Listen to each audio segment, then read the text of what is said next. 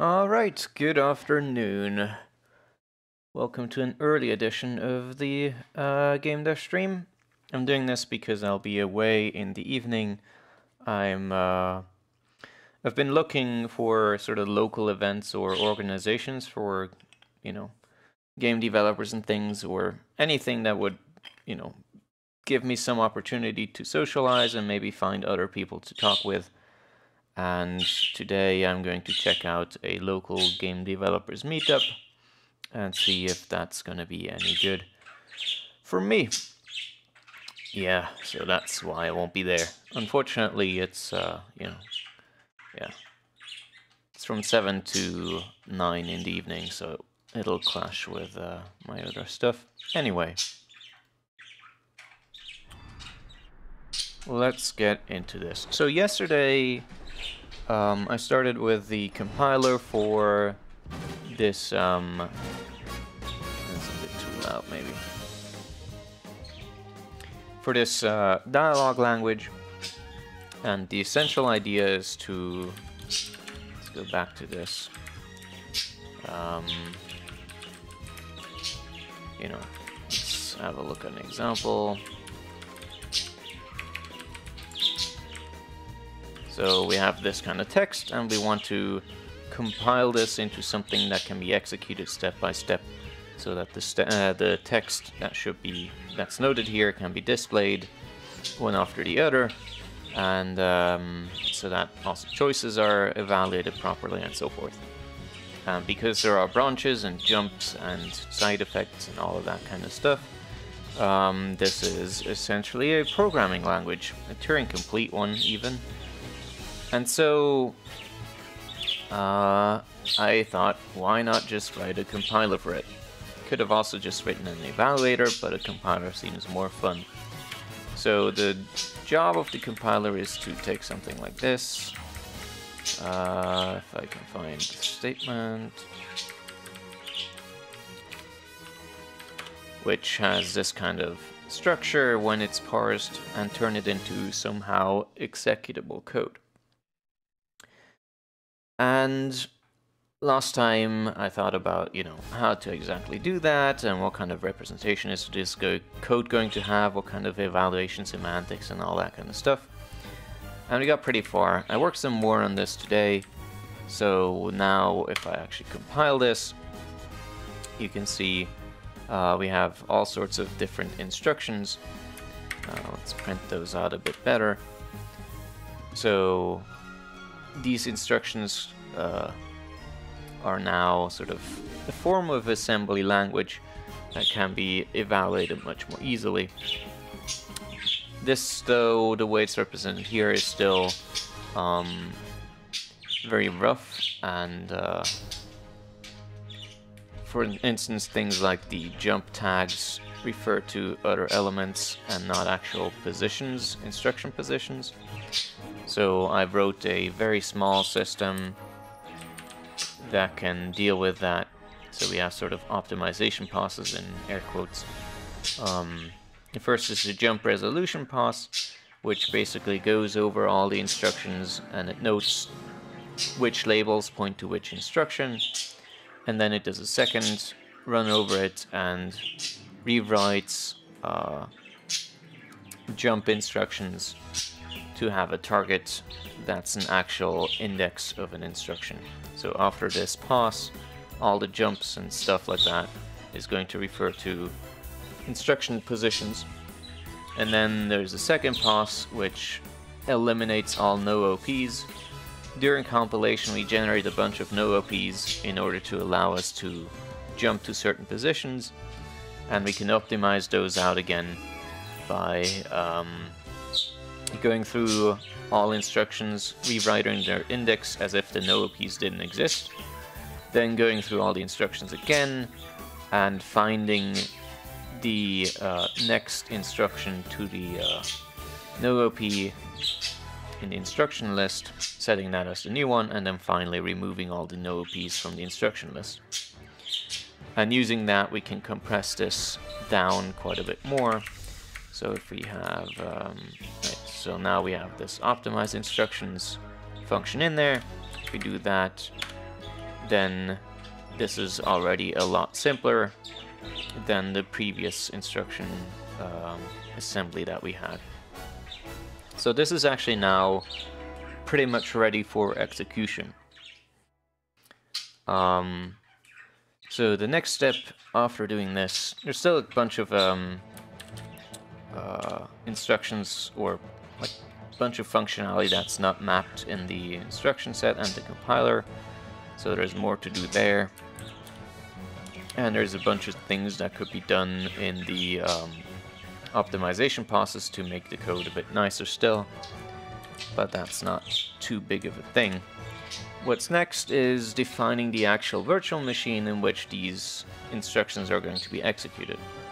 Now, you know, virtual machine sounds very fancy, because typically the term refers to virtualizing a real computer, but essentially a virtual machine is any kind of environment where computer instructions can be executed. And this is what that is. When we want to evaluate or execute this code, we need to run it in a virtual machine. We have an instruction set, we have an instruction pointer, we have states to keep track of, and stuff like that. It's not a von Neumann machine, but it is a virtual machine for a programming language, nevertheless. Okay, so how is this going to work? Unlike the compiler, this should be much more straightforward. Our evaluation semantics say that basically we advance through the instructions from a given instruction pointer, and we aggregate things in text nodes into a buffer, and when we hit a confirm instruction, then we suspend execution and we return the currently aggregated text, as well as where execution should resume once the user confirms that they want to continue. Similarly, we have things like commit choice, which is going to take the aggregated text and put it into a new choice label, and once we hit choose, then execution is going to suspend and return the choices that we've collected via commit choice. And then finally, the last way of sort of suspending execution is if it just runs to the end. So if there's no more instructions to execute, then obviously we're done and it can finish. So I've started hammering out the basis of this here. I haven't figured out yet exactly what it's going to return when it suspends execution, but I'll worry about that in a second. First, let me just go through what we need. So we have a virtual machine class here, which holds the instructions to execute, it holds a text buffer where we can aggregate the text, it holds a choices list where we can collect all our choices, and it holds a markup list, which will contain sort of indices into the text buffer to remember which parts of the text are marked up in some way, like made bold or italic or something like that. Then we have a simple run method, which takes an assembly and the virtual machine and puts the instructions of the assembly into the virtual machine, resets it, and then starts it up. So that's how you would start running some kind of code in this virtual machine. Reset function simply resets all the state we have tracked, so basically it just takes all the memory the virtual machine has and clears it out. And then finally we have the resume function, which is called by run, but also by the surrounding context once we know how to advance. So the resume function takes a virtual machine and an instruction pointer to resume at. Now it establishes a catch tag called suspend, which allows instruction executions to abort evaluating more instructions early. So this is going to be called for confirm and for choose.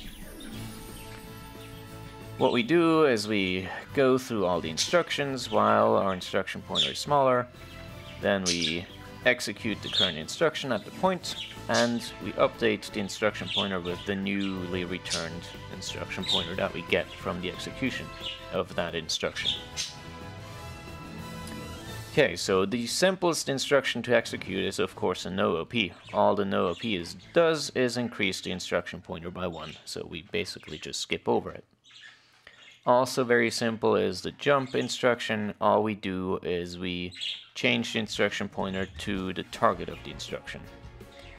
Thanks to the optimization process we've done, we now have all the jumps pointing to actual instruction locations rather than kind of labels or anything else.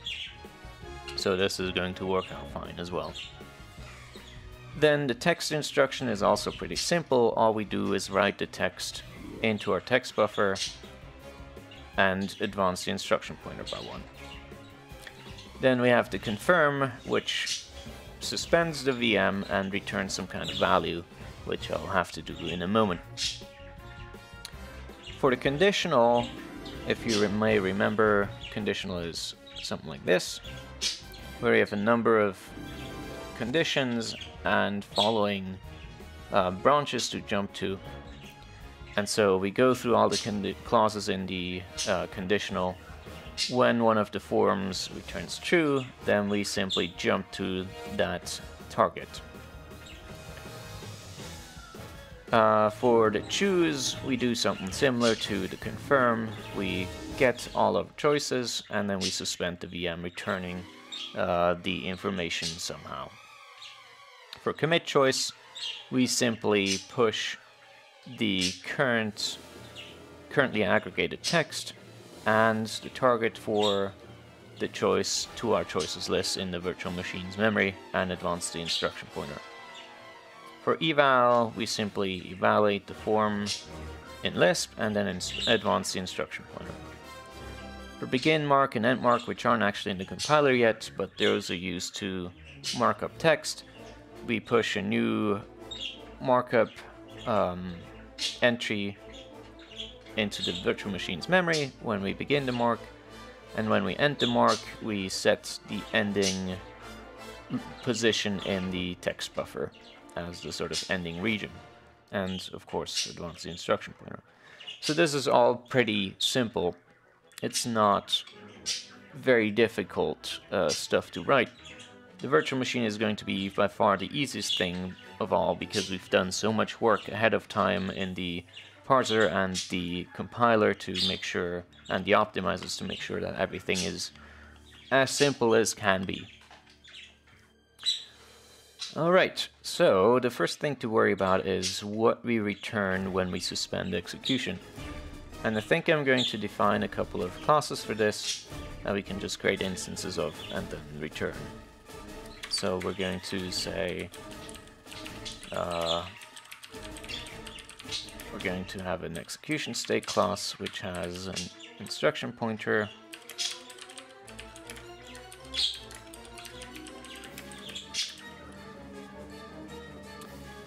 and actually, is that good? No, because a choose has multiple instruction pointers to go to, so that's not good. I'm not sure.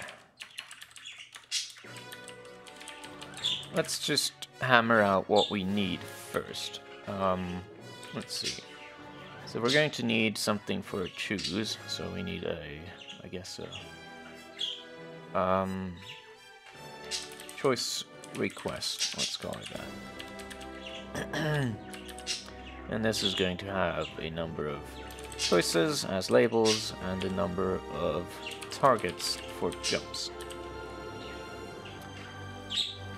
Does it have anything else? It might have a label, I'm not quite sure about that one yet.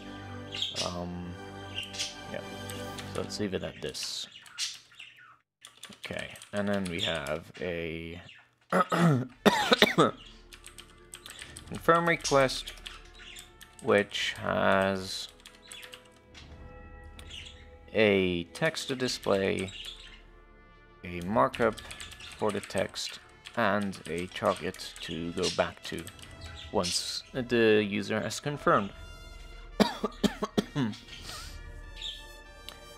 Okay. There's a couple of more things that I'm not sure about how to handle, to be honest. So for instance, when we have a... Are you sick? No, I just have something in my throat and I don't have any water. Actually, I'll go grab some water real quick. I'll be right back.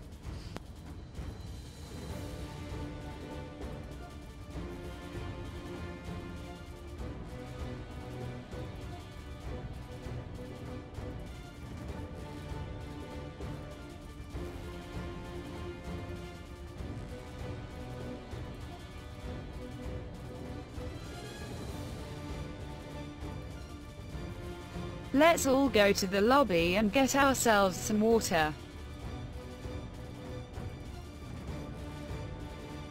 Okay. I'm already back. If you want to go get some water, I can chill for a minute. That's fine. Let me know once you're ready again. I'll just think about some things in the meantime.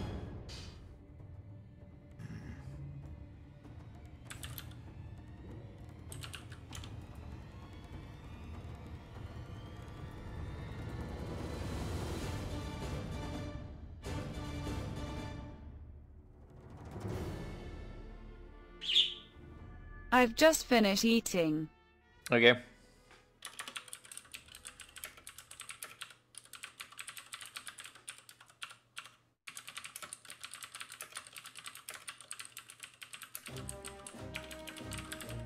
What did you have?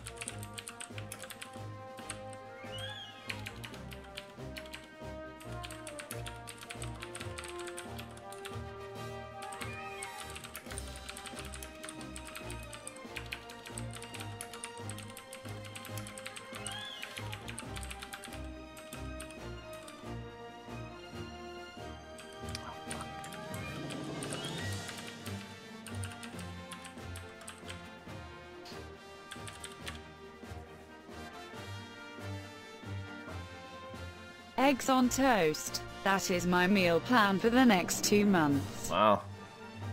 Same thing every day? Jeez.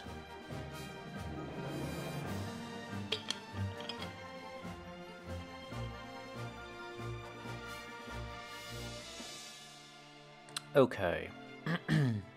The problem that I'm thinking about is there's certain instructions that require a change in the environment that's, or in the game, I guess, that's neither a text display nor a choice. For instance, you can have an emote as well, and those need to happen between text. So you might have a bit of text showing, and then it shows an emote, or changes the emote, and then displays some more text. Or similarly, you have the pause, where it shows some text, pauses for a while, and then shows some more text. So those things need to have a return in a special return value as well. Bird mad.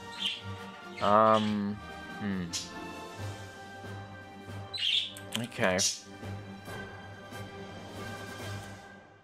I'll worry about those in a minute. For now, let me get back to this. So we have choices.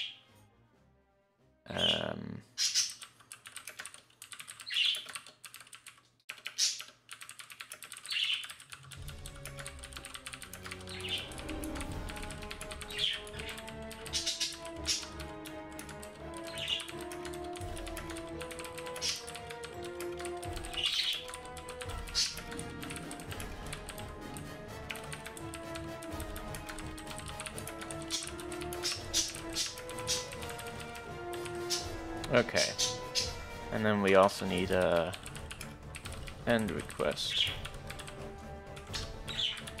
in case we want to end execution. So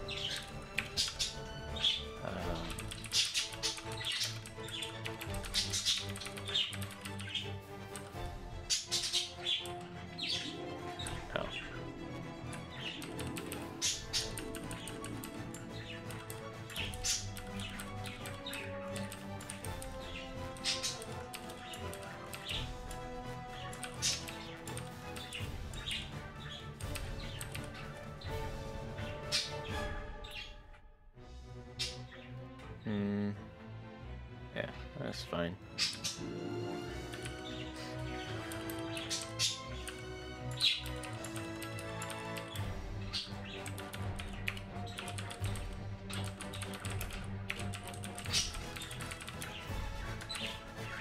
Targets.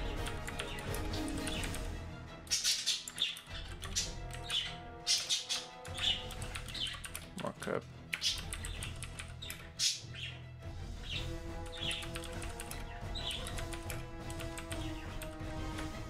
And text.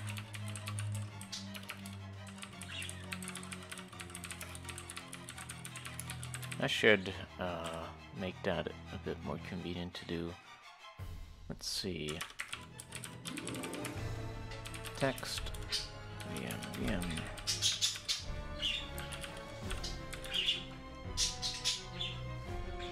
Yeah.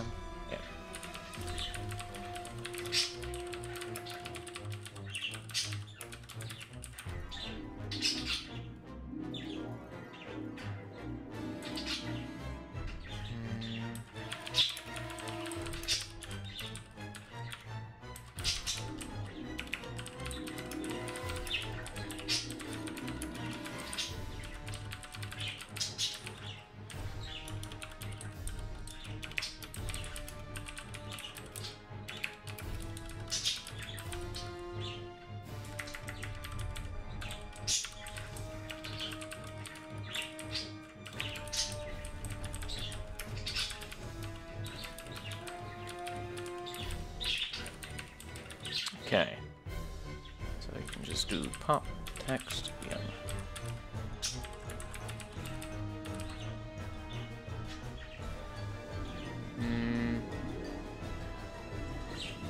Actually, let's do it like this.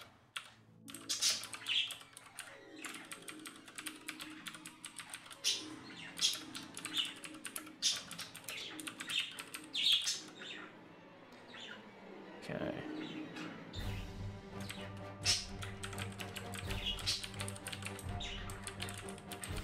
Or, yeah.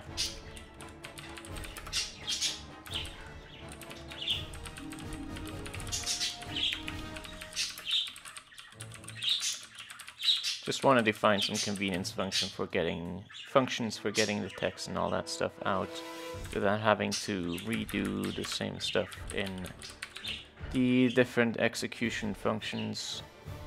Multiple value bind, text, markup.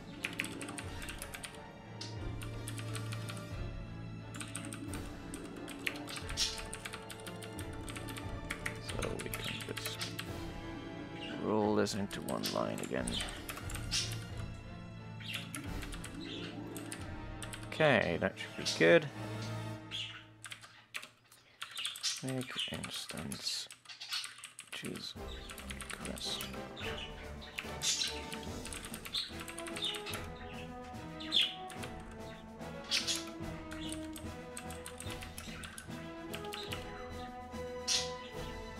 So choices are gathered. Oh yeah, you commit choice, right? Car choices. And wait, whoops, wrong way around.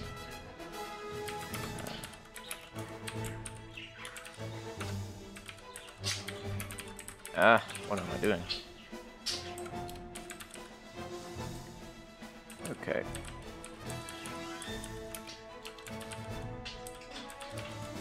Yeah, that should be fine.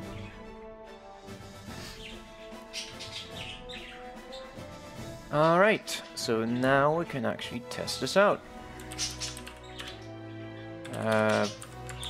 Before I do that, let me just real quick define some stuff so that we can see it a bit better. Print object.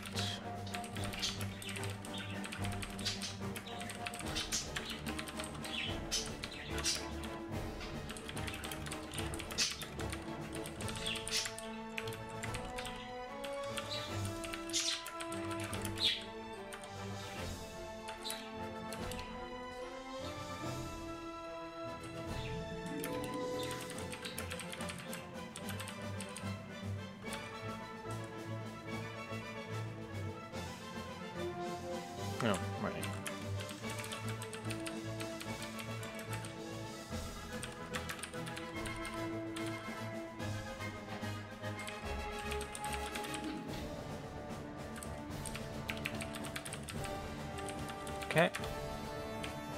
Now we can again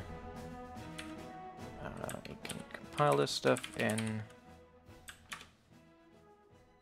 and then we should be able to execute it. So let's define a VM.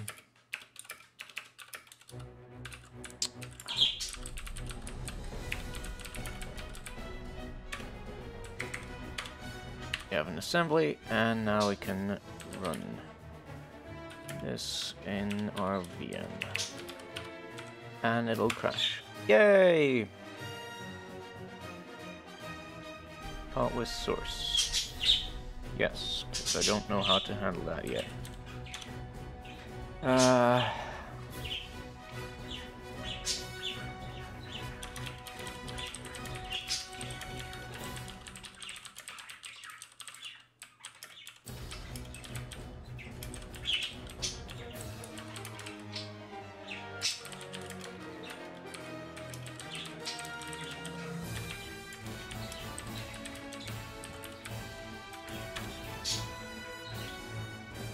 Okay, so first it asks, hello, Mr. Anderson, and has a confirm request, and the target is 3. So now we run resume VM 3.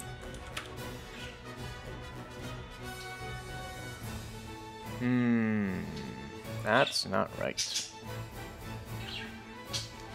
That is not right. So now it's executing more than it should. Interesting. So there should be, after stay still, there should be a jump to this instead. So something is wrong with the instructions. Let's take a look at those again.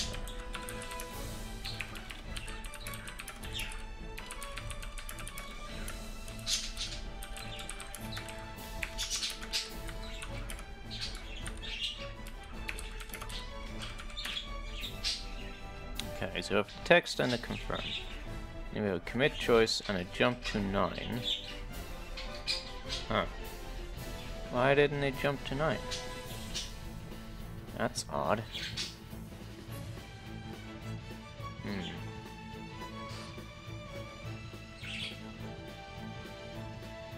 Weird. Okay, so not a bug in the compiler after all.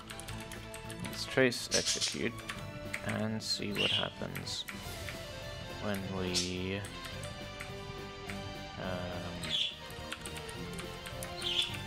let's also do that really quick.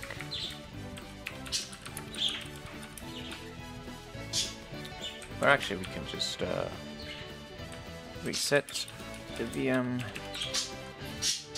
and run or resume 0. Okay. Let's go bigger here.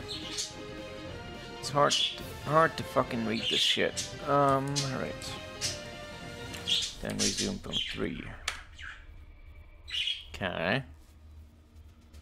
Commit choice. Returned 6. That's not right. So commit choice. Where is that? What? That's... I don't understand.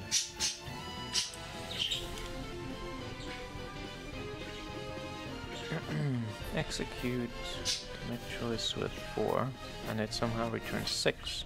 Huh? How does that make sense? Now it worked right. I guess there was a stale method there? I don't know. That was weird.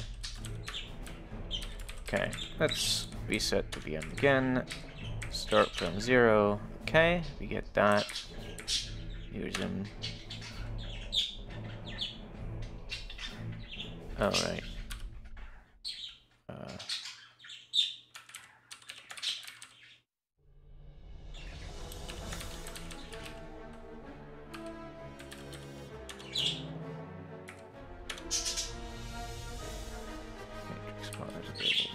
Okay, right, so now it's trying to execute code. And we can't have that, so let's instead change our code a bit. Whoa.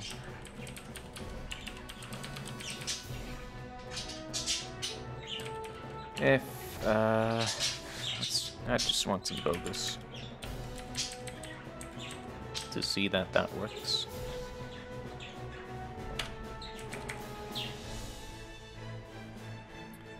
Okay. Run as in the VM. Okay. Resume. Free. Run away. Stay still. Okay, great. So one thing that we still need to do is not commit choices if the string is empty. Let's enable choice.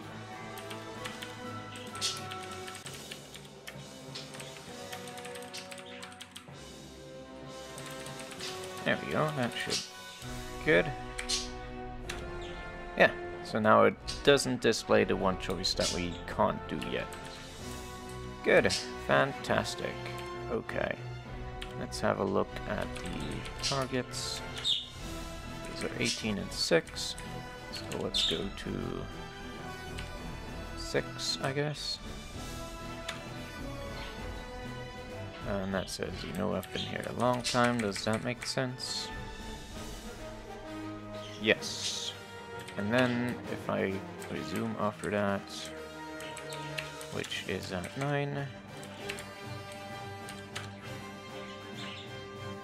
That's not right. So it should now... This is annoying. Hold on. Where's the thing? I want this to be in a buffer at all times.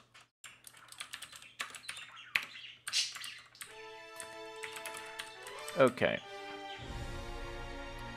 So after stay still, it should show that, and then it should go to nothing.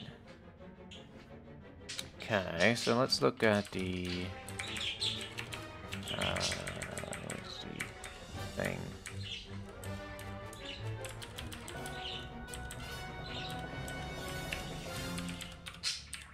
Let's look at that again.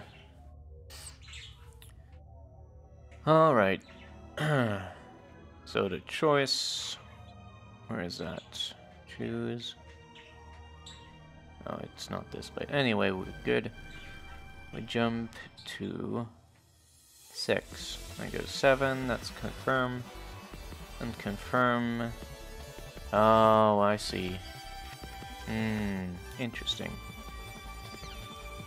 So if we don't optimize the instructions, it should actually be alright. Let me confirm that again.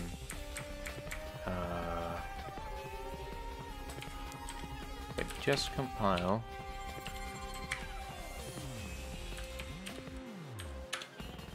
Okay, so we have that, and then we have a confirm, followed by a no OP. Yes. Stuff. Right.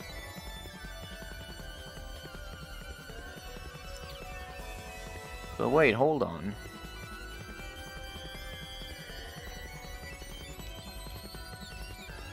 Why is there no jump? There should be a jump here.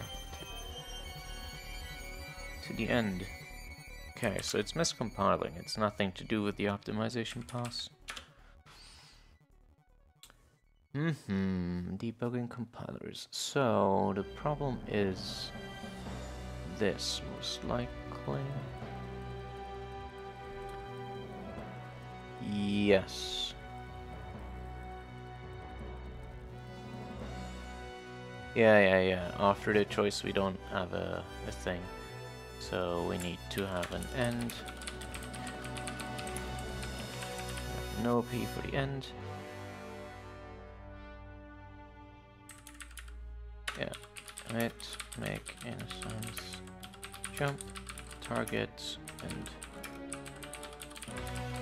And then here, we need to omit the end. Okay, that should fix that. Okay. We compile that again. Now we have a confirm, and then we have a jump to 30, which is the end. Okay, great. So that should be fixed. So now I can make the new ASM. We can run the stuff. Again, we can skip to... well, let's just do it again. Resume from 3. And then targets was... mess up again. 20 and 6. So let's go to 6. And here the target is 9. So let's resume at 9. And it goes to end. Okay, fantastic. Seems to work perfectly. Yep. Very, very nice.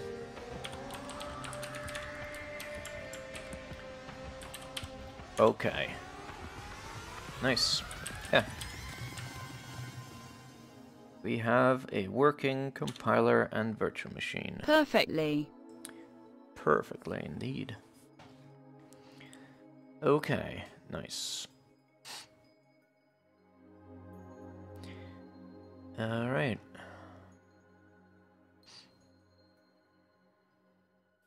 Yeah, I'm really happy with that. Very, very happy with that. Alright, so next we can work on some other stuff, like adding more instructions. Instructions. So let's do the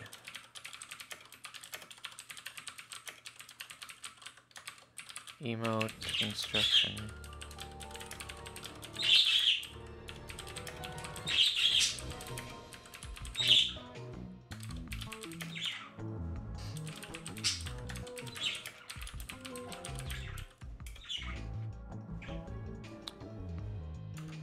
And label.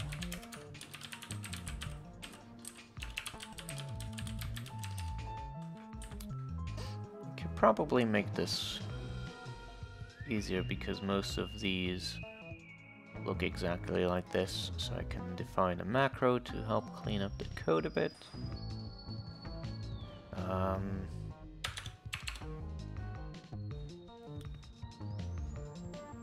So let's do the F macro, define simple walker component. Then we need the instruction and the init args.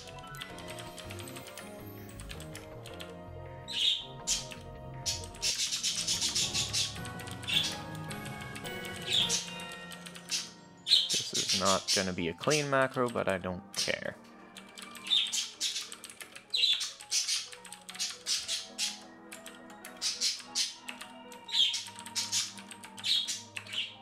Ah, got it. My birds are peeking my mic again, god damn.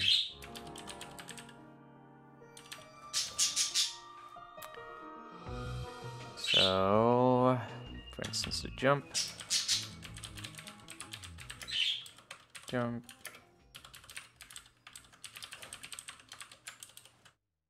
And that's gonna be this.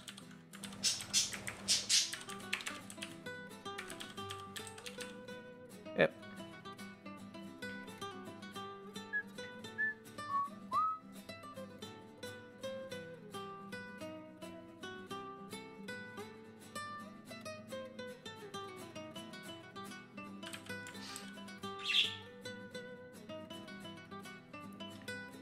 Okay.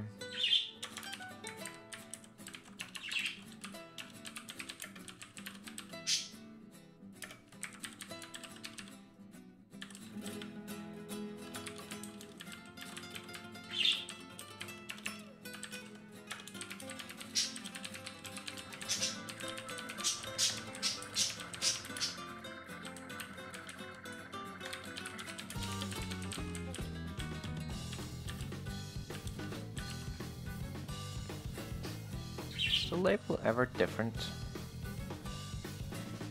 I wonder... Label, label, label. No, so I can actually omit that. Do it automatically in the macro.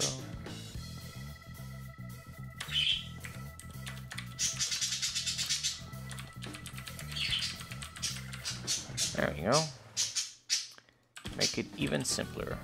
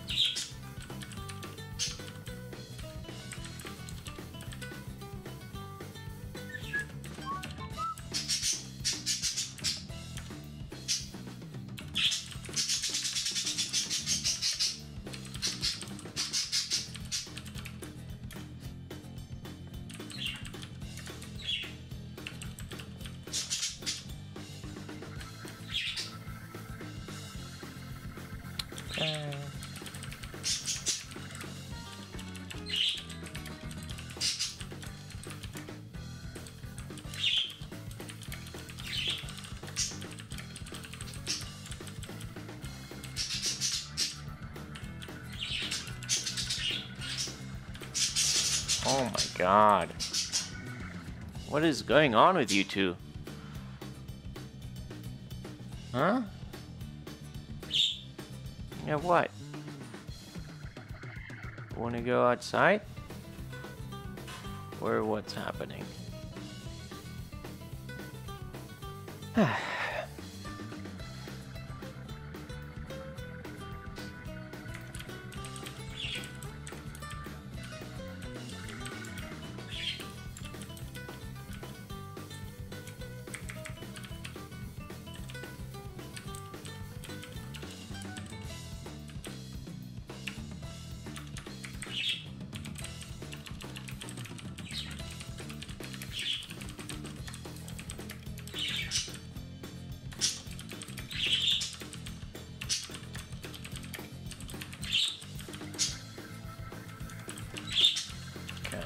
Let me just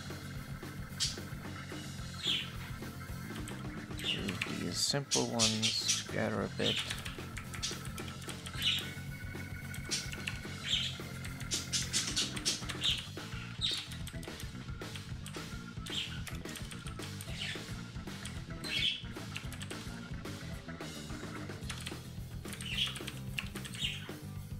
There we go. Okay.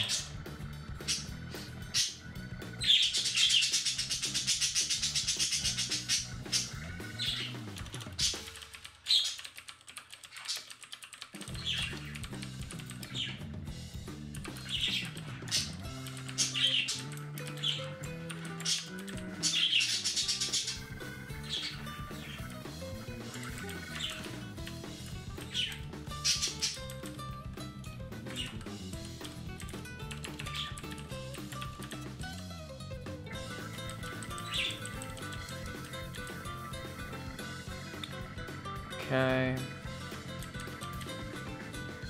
Ah.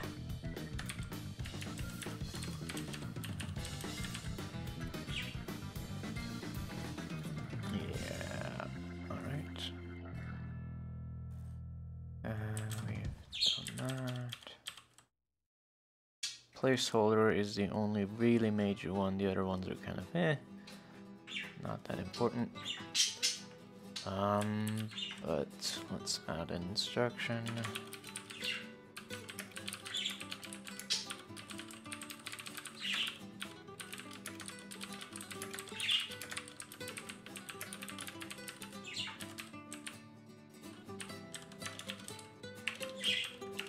Fine, simple. Current.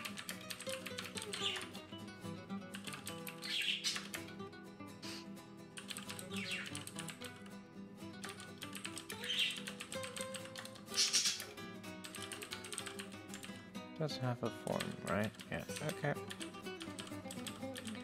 Simple one-to-one mapping for the most part, but the interesting part is in the VM. we're executing a placeholder. Well,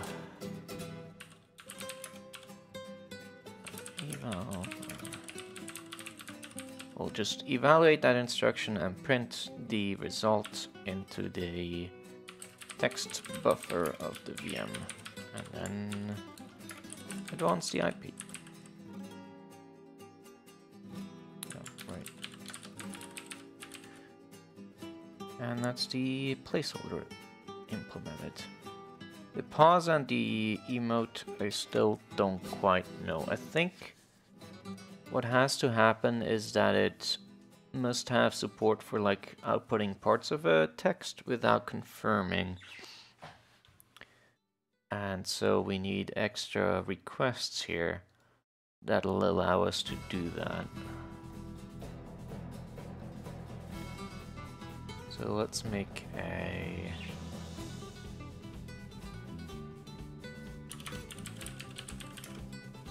clearing request superclass.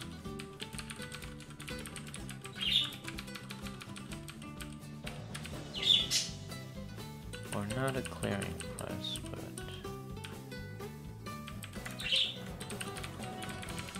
input request. And then we have non-input requests.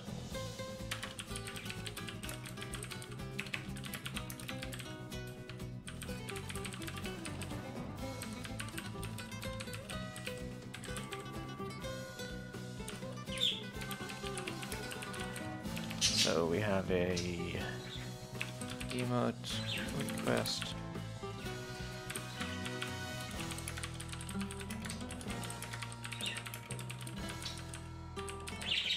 And we have a pause request.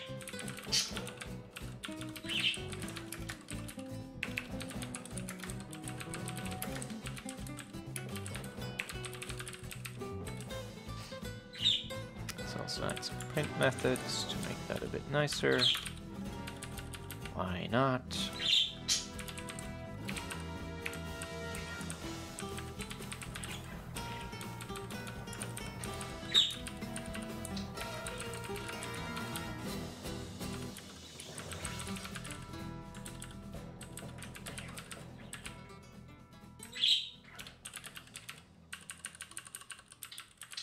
Okay.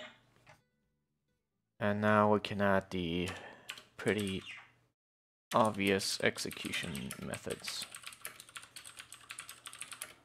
So when we execute an emote, we suspend. Actually, they'll need a target as well. So, forgot about that.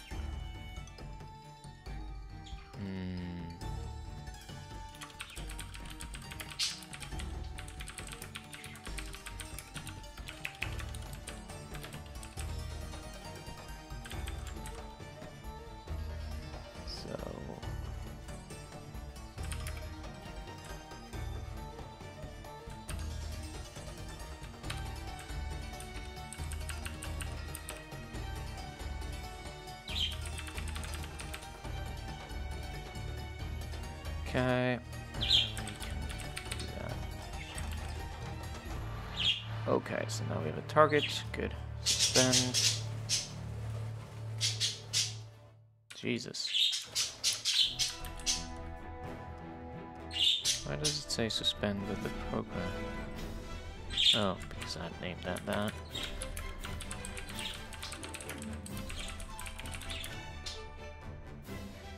Actually, the emote request also needs to carry some text, so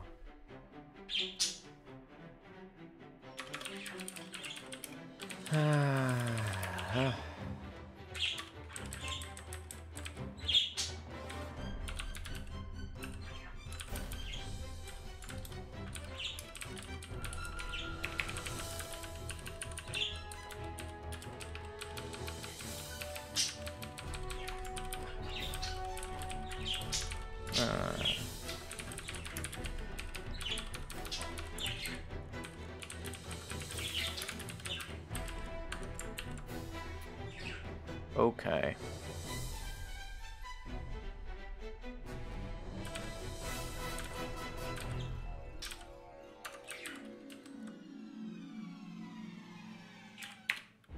So we need to do very similar things to here, actually. Let me just copy paste that.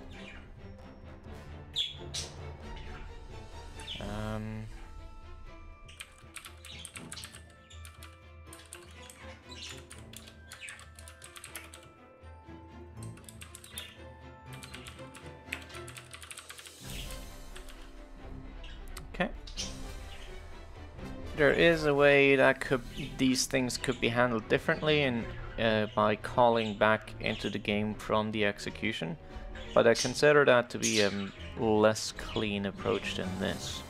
This is also kind of unwieldy because we have to return text and stuff. Actually, no, never mind. The other way would also need to return text first, and it's all kind of a bit of a mess.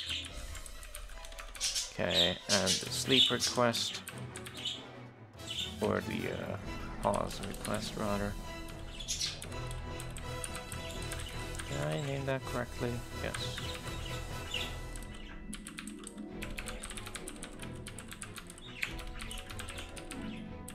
There we go.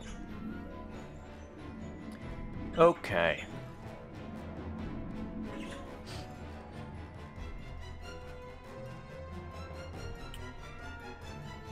Yeah. Alright, so that should handle that. And so we have pretty much everything. Also, I think the way I'm going to handle the clue is by simply having be a form of markup. So, find simple walker clue, and this is going to be a, what was it? Begin mark.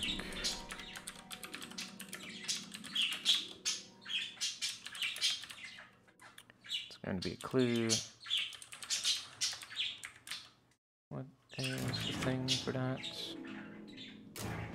Clue. Okay, it's just called clue.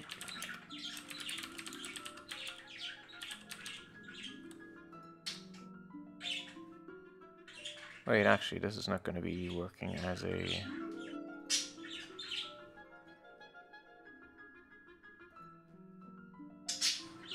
a simple thing because it needs to emit multiple things. Sorry for the confusion. Wait, actually... Yeah, okay. So it can't be a simple walker.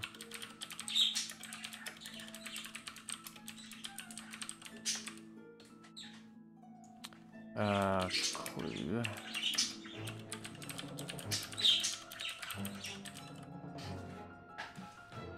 What is a clue? A subclass of inline component, parent component. Okay, that's fine.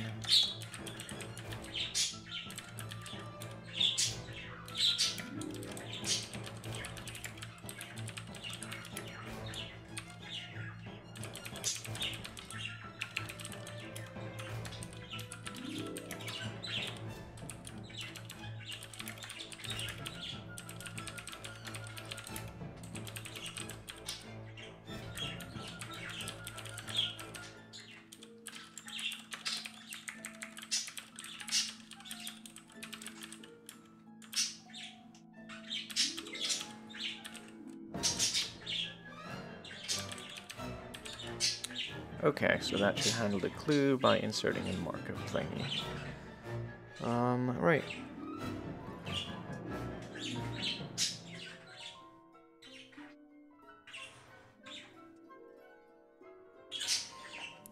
Let's handle the other ones as well. In which case, actually for most of these markup thingies, I'll need a very similar thing as well. So let's make another macro. Define inline or markup walker. And this is again going to be component. And then, in this case, just a markup.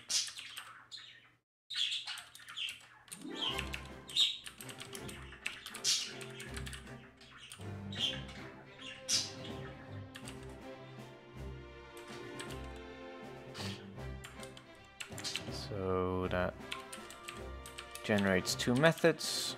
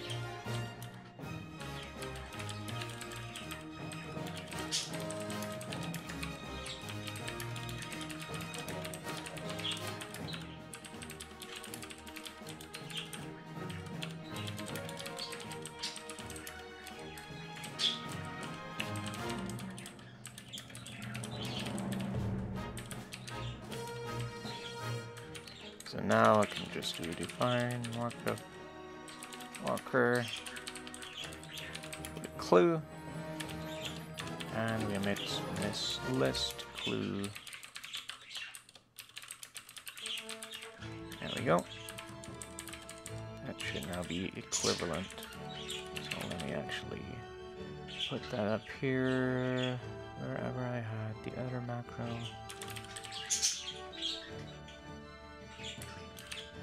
Yep, good.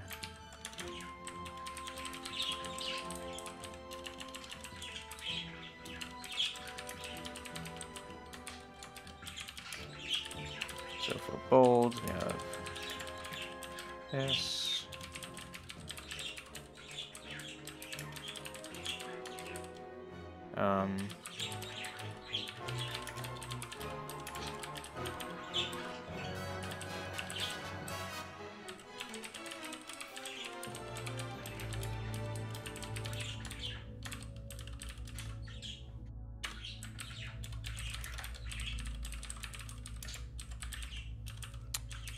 And I think that should cover, well, supertext and subtext, I guess. Let's just add those for completeness sake. I don't even know if I'm going to implement those in the display. Supertext, subtext. But let's just add them. And the compound is a thing that I'll have to think about, I guess. Or, compound. In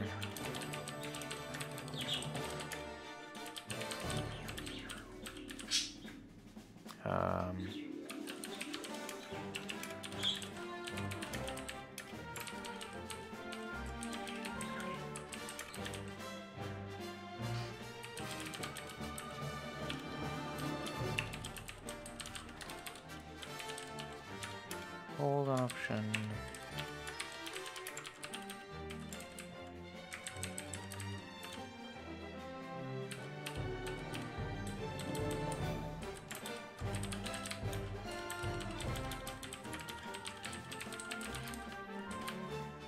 Ah, fuck. Please.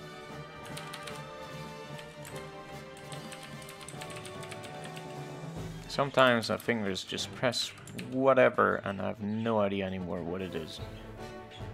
Okay, bold, italic, underline, strike through. Good. Font option, probably gonna be used, but let's do it anyway. Where was I? Right. Bold, italic.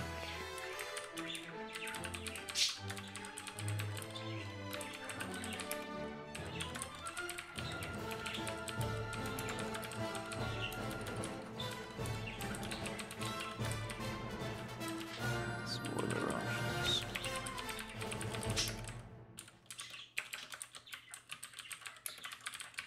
Also, that shouldn't be an E typeface. Or should it be? Yeah, should be.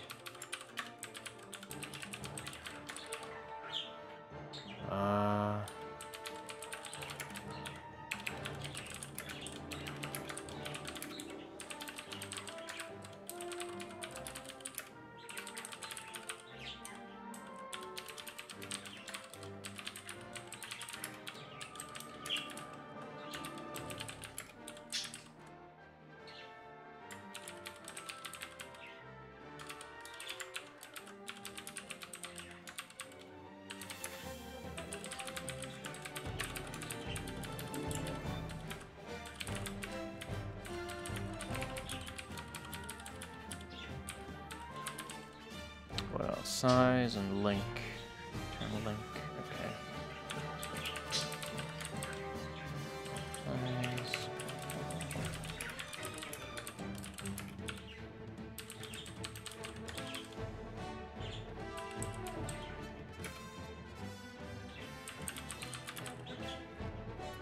What is the size option? Sized. Where is it? Yeah, there's a unit as well. I'm just gonna do it without the unit for now. Okay. The link thing I'm not gonna even bother with. Okay. Okay.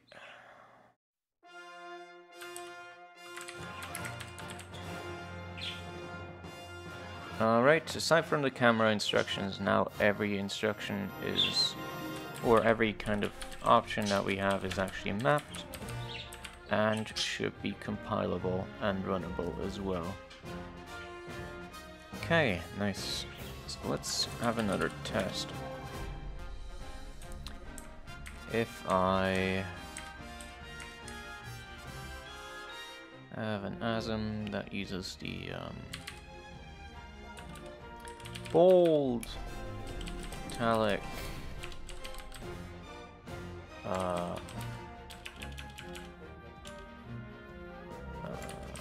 strike. Okay.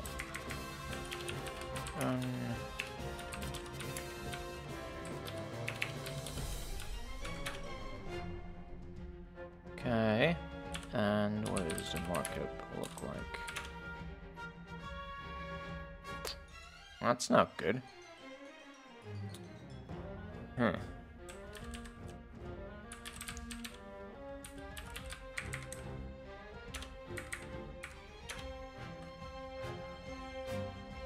End mark is unbound. What do you mean?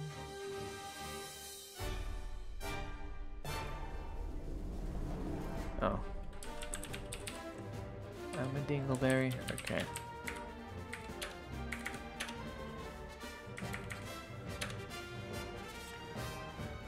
Italic from 5 to 11 and 0 to 4. Okay. Good. Works. And now we...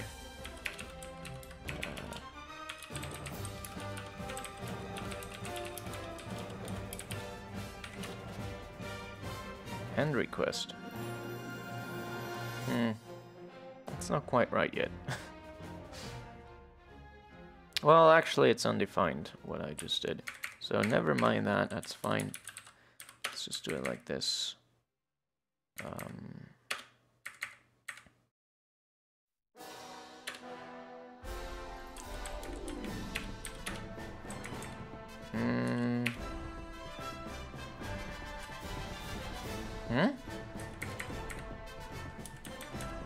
Let's just put it into a block quote.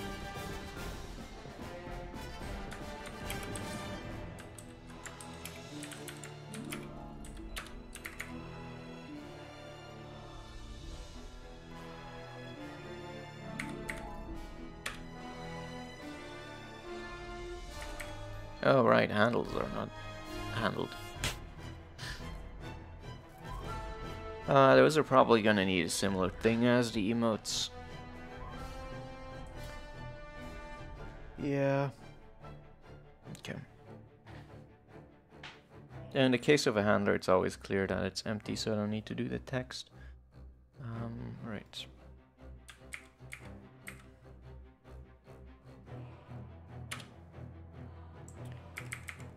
Let me just check the markup. Yep, good. Okay, fantastic. And I also want to check it real quick on something that's dynamic in size. So here we're gonna have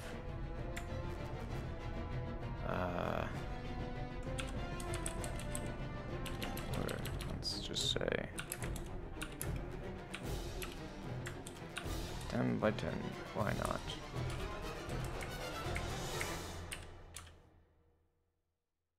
bold, 100 italic. From 9 to 15 and 0 to 4. Yep, okay. I had no reason to believe that was not going to work, but it works. Good. Fantastic. Fantastic. Okay, so the handle is the thing I want to handle.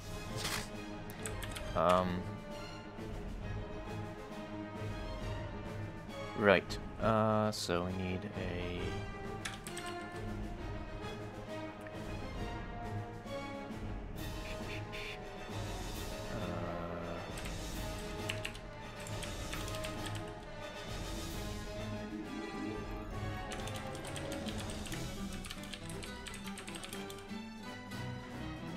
or not.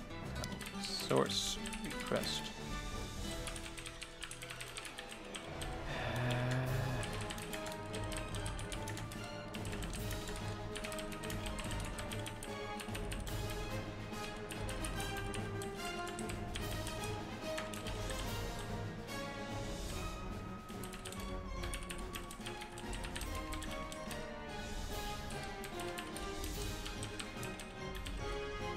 Okay.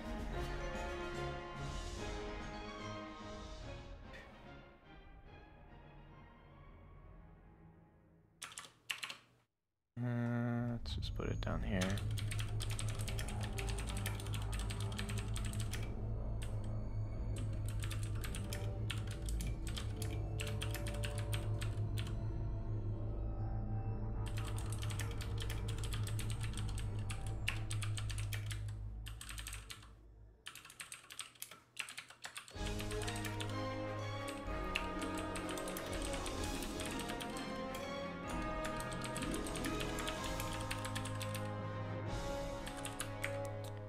Okay, so now if I run it, I get a source request for a block quote header.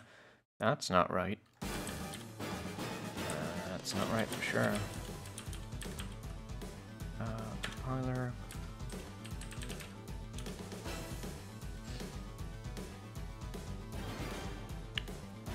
Let's actually look at what's in there.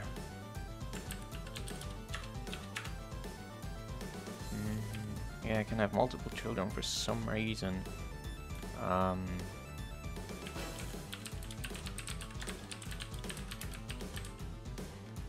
remember why.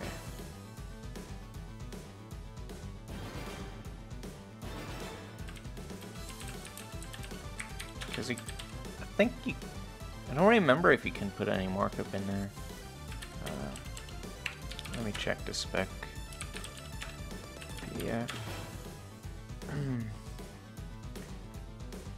Where is it? Block quote, error, block quote. Singular line directive. Can only contain inline directive. So it can contain stuff. Oh. Oh, okay. Right, so...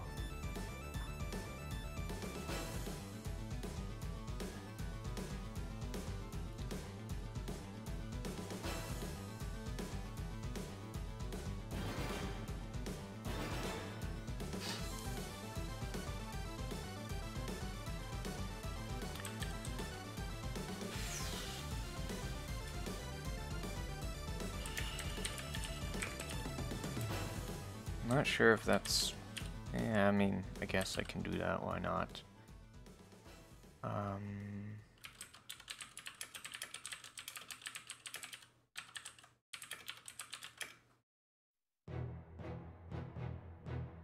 my god, my phone, hold on.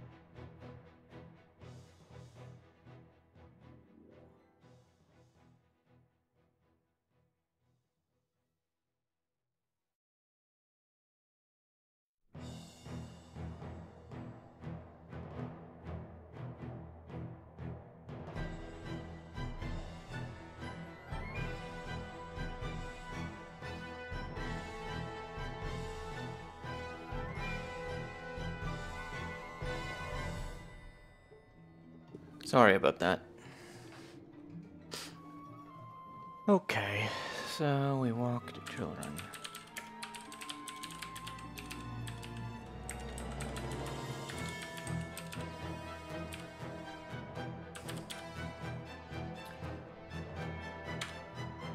Okay.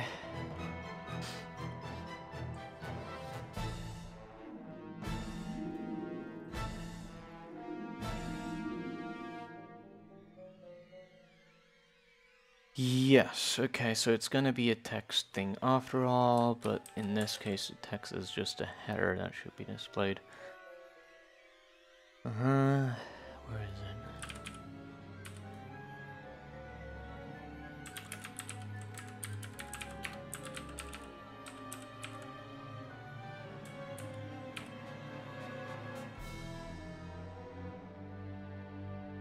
I am home. Greetings. Hello.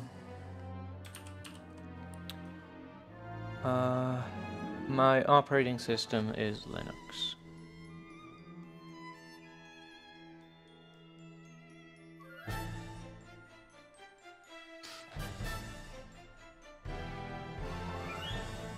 Okay,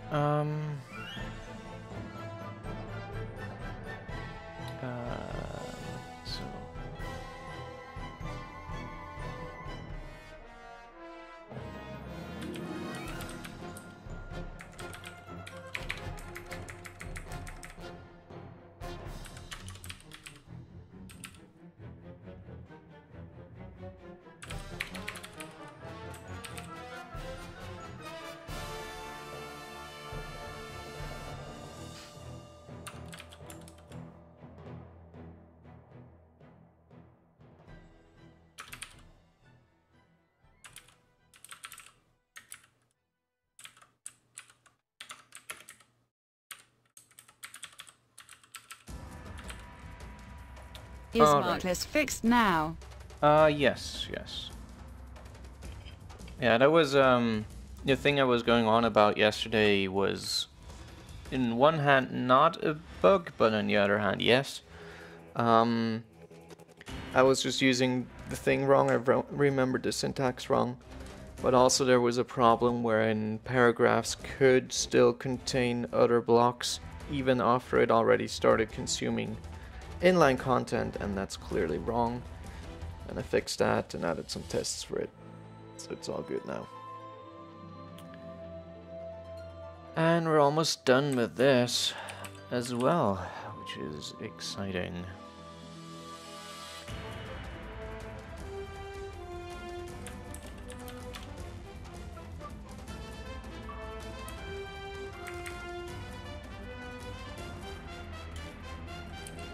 Okay. What is this? I think it's about time I do a restart and see that everything loads in cleanly. Okay, that's fine.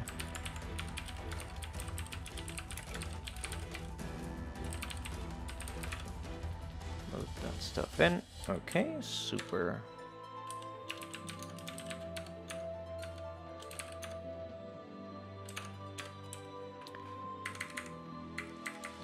Alright.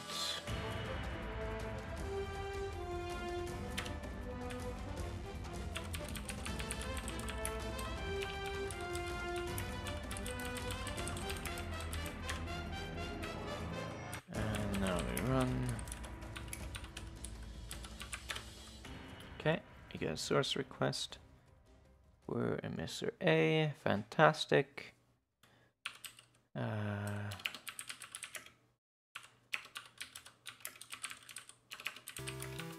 Zoom it.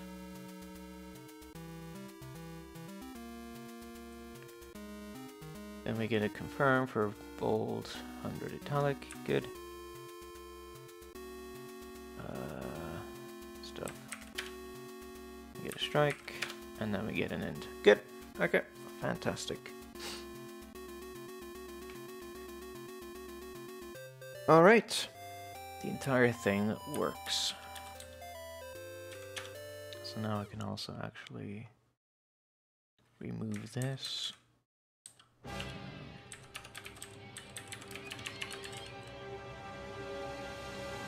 Distribution is Arch.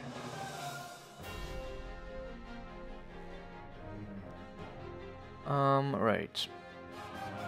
Let me also just commit.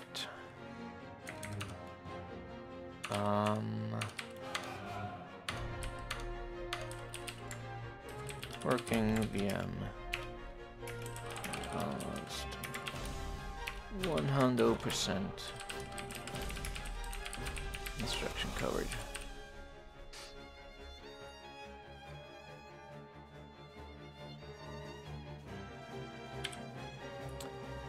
Almost 100%.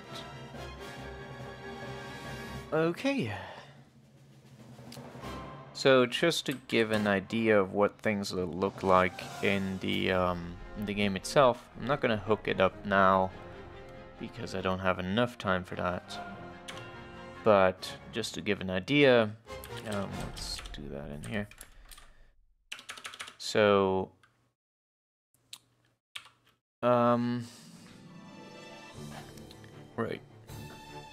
So we're gonna have some kind of table that maps names to dialogue pieces that are compiled ahead of time. So when the game boots up or when the map loads or whatever, it's gonna do a thing where it calls optimize instructions, compile, and then the source of the dialogue, and then whoa, and then it's going to stash that away somewhere. And then once a dialogue is actually triggered, it's going to call run of the dialogue actually run on the VM instance. And this is going to happen like something like this. So assume this loop is the game loop, right? Right, actually.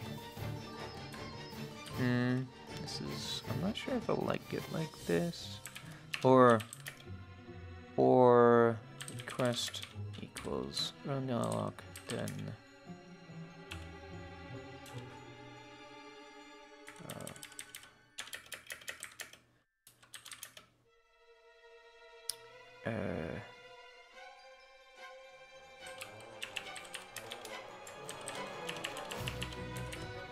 then resume VM.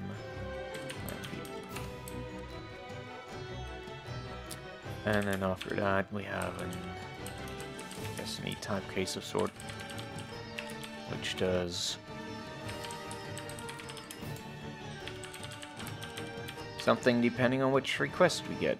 So if we have a pause, for instance, we sleep, maybe, or something like that, or when we have an emote, we have a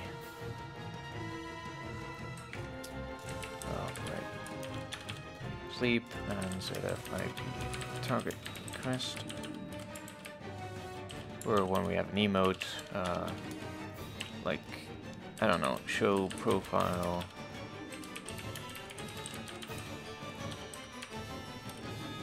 or when we have a source, and show character,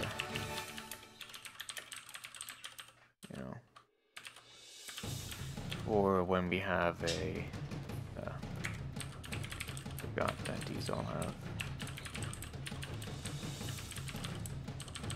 What else kind of type of request do we have?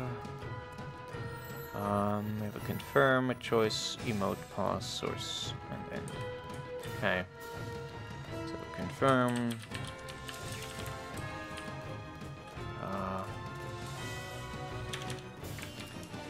Confirm request is going to wait until the user presses something. You need to write currently playing for Shinmera if you want to get my thing.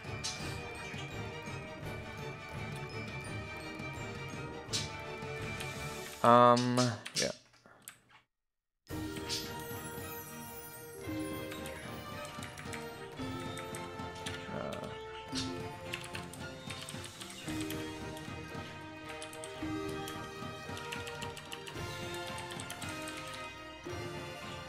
Holy shit, what the fuck? The hell is that? That's never happened before. You didn't do anything wrong, the bot fucked up somehow. It got some invalid HTML. Wow, okay. That's interesting. Well. Anyway, it's Kid Icarus Uprising music.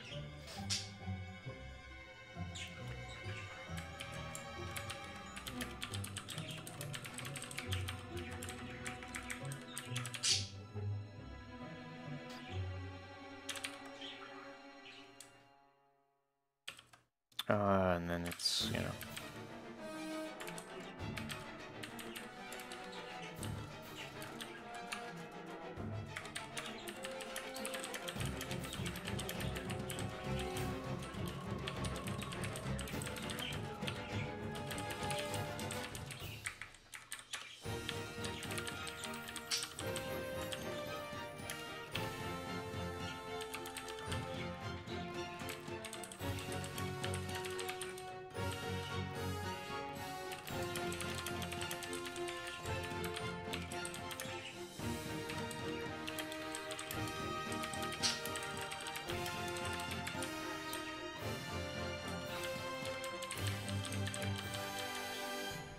Something like this is what the game loop will look like.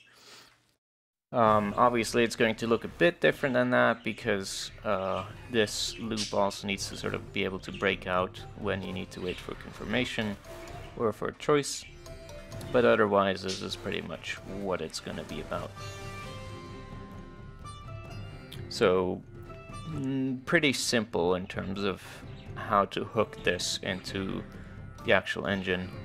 The more difficult kinds of things are going to be pen text and display choice, stuff like that, because that's going to need actual UI of some kind.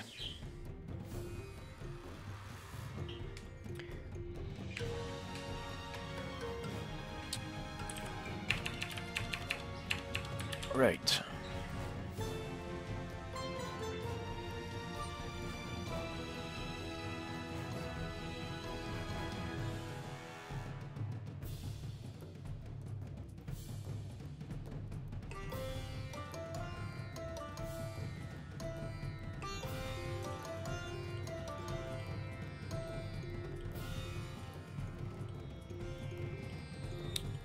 Yeah.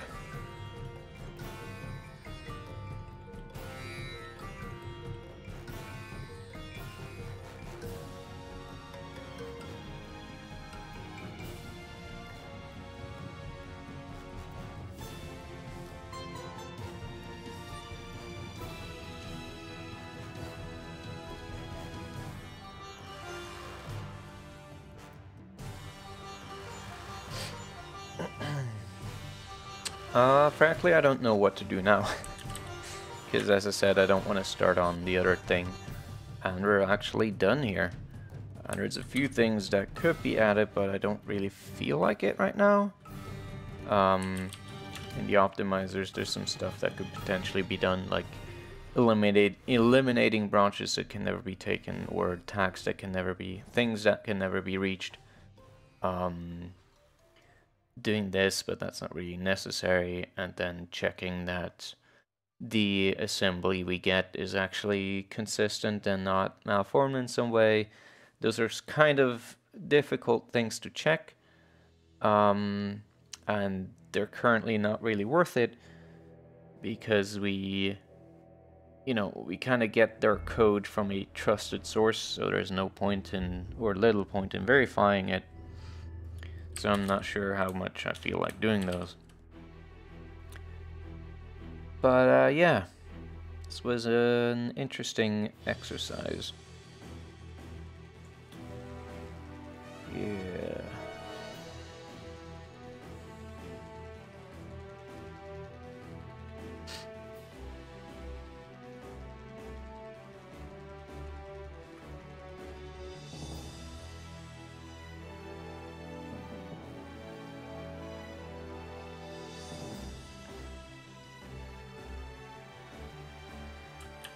Did I make any more changes? Nope.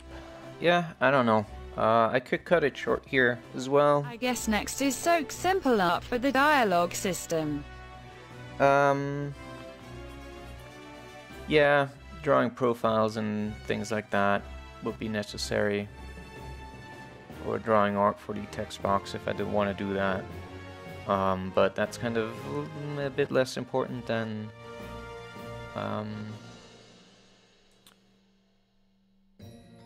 the rest. So, yeah.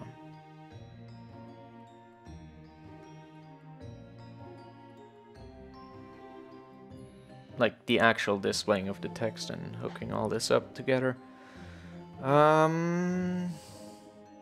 I guess unless I'm gonna end it right here, quick Q&A in case anybody has questions that I could answer right now. Not just about this, but about anything.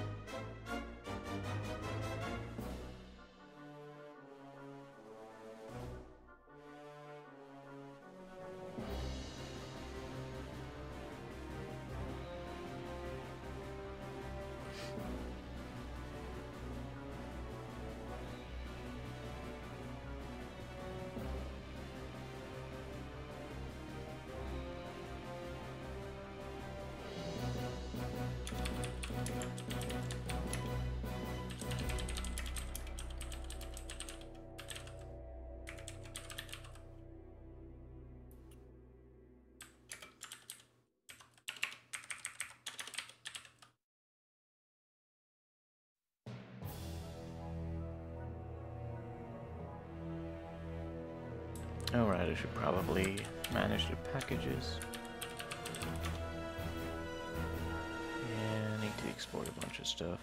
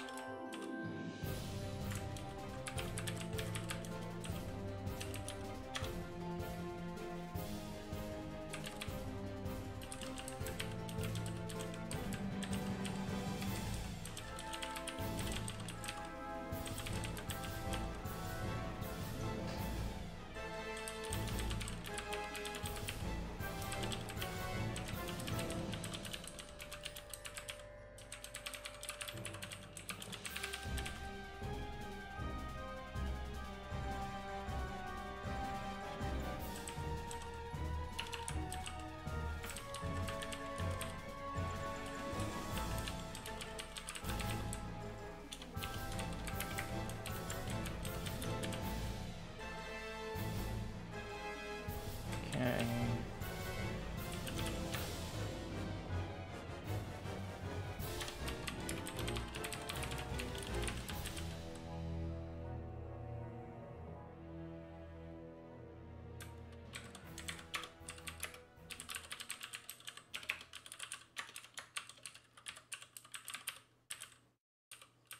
Could probably split this up into more packages, but don't really feel like doing that.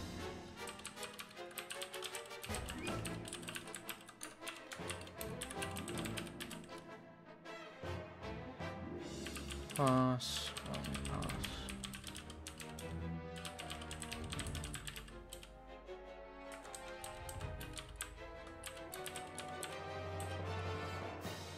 That is correctly written now, isn't it? Oh, fuck you. What is wrong about that? Oh, it wants... Screw off.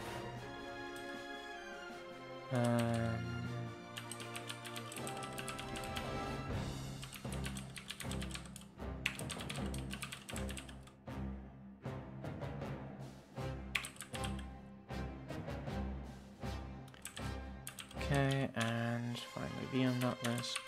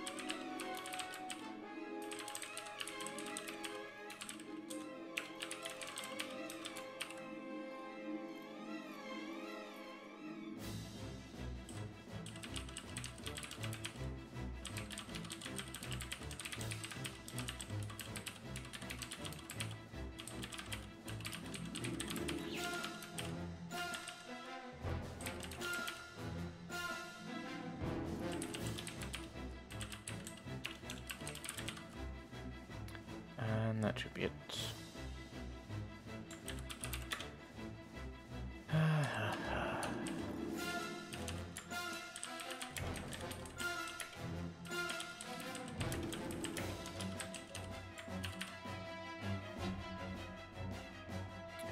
Okay. Right, since there don't seem to be any questions at all, I think I'm gonna end the stream here. Half an hour early, I know. But I really don't know anything to do in the last 20 minutes. So... yeah, alright. See you tomorrow for hooking things into the actual dialogue display and stuff like that. I'll try to do some art in preparation for that, which is something I can do off stream quite well. Okay, yeah, hope to see you tomorrow at the usual time again. Again, sorry for not being at things at the normal times today. Okay, bye bye.